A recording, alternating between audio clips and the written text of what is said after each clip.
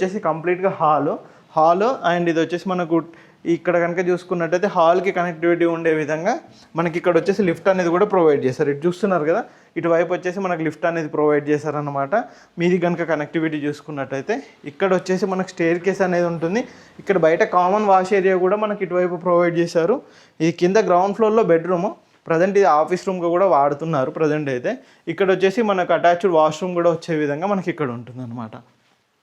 ఇక్కడ నుంచి కనుక చూసుకున్నట్టయితే ఇది వచ్చేసి మనకు పూజా రూమ్, ఇది చూస్తున్నారు కదండి, ఇది వచ్చేసి మనకు పూజా రూము, ఇది వచ్చేసి మనకు డైనింగ్ ఏరియా సెటప్. ఇదంతా పైన మనం ఇలా ఈ విధంగా ఎలివేషన్ ఇవన్నీ చేయించుకున్నట్టయితే ఈ విధంగా చాలా నీట్గా వచ్చే విధంగా మనకి కమ్యూనిటీ అనేది ఉంటుందన్నమాట. ఇటువైపు కనుక చూసుకున్నట్టయితే మనకు కిచెన్ ఏరియా అండి, ఇది చూస్తున్నారు కదా, ఇదంతా మనకు కిచెన్ ఏరియా. కిచెన్ వచ్చేసి ఈ విధంగా ఉంటుంది.